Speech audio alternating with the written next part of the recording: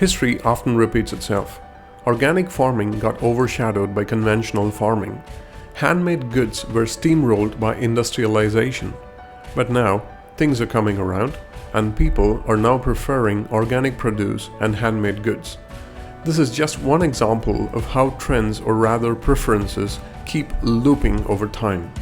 Not long ago, people flocked the cities in search of a better life, but today, people are bored of the city life and prefer calmer suburbs or even outskirts for living peacefully.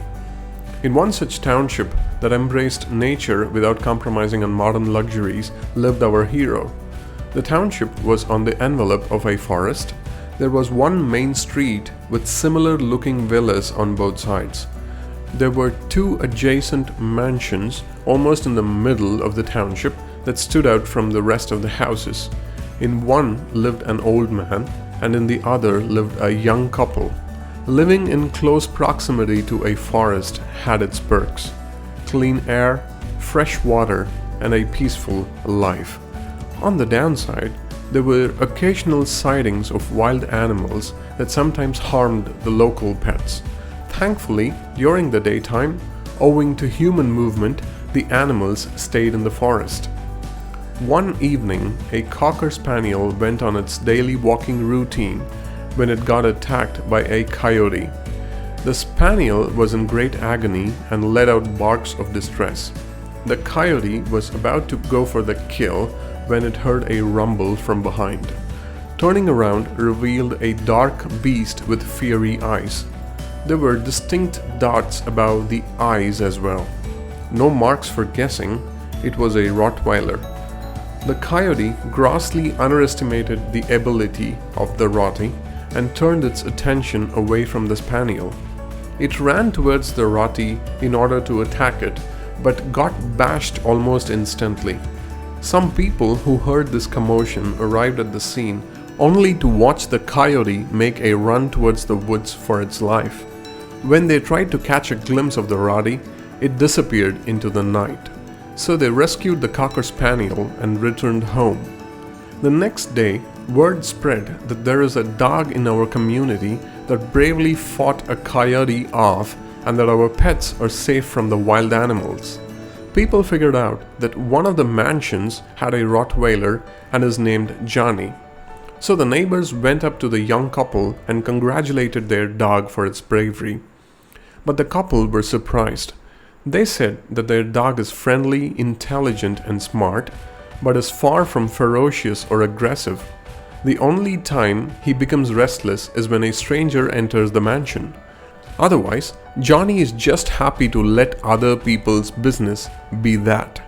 They initially dismissed it as a rumor until one of the town dwellers confirmed that it was indeed Johnny who saved the spaniel. The couple were still not convinced, but were happy that our neighborhood is safer. The couple were rich.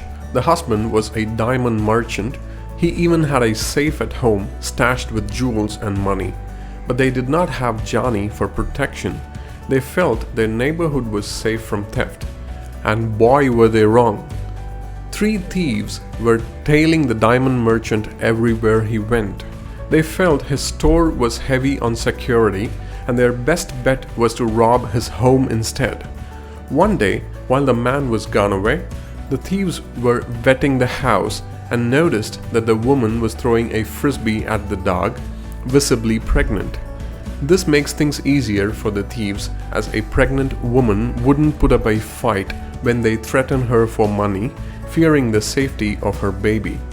One of the thieves, one with a ponytail, pointed that the family dog had allegedly fended off a coyote and could pose a threat to their plan.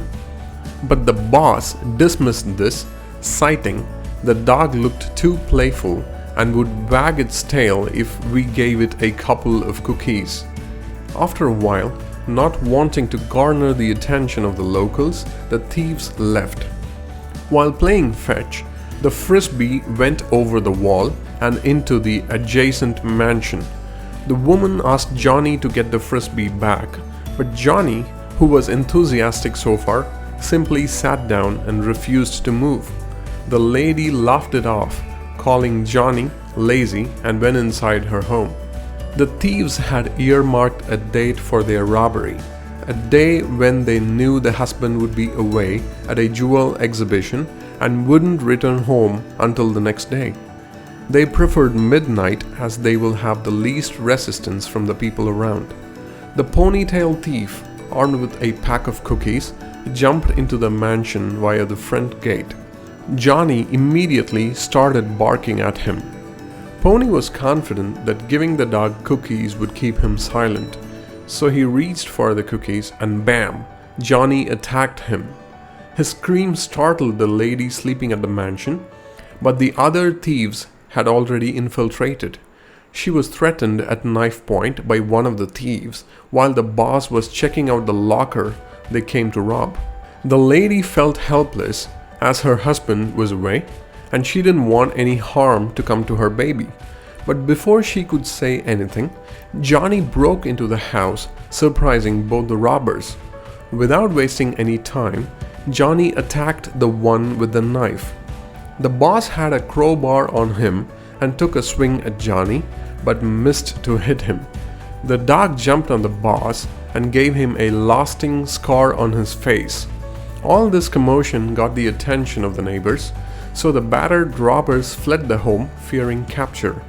Johnny saw them away till the gate and promptly returned home to check on his mistress. The cops arrived and appreciated Johnny for his bravery and asked the lady to be cautious as the thieves might return. The news reached the husband and he returned home soon. He was told about everything that happened and he vowed never to leave the side of his wife again. He also embraced Johnny for saving his family from the robbers.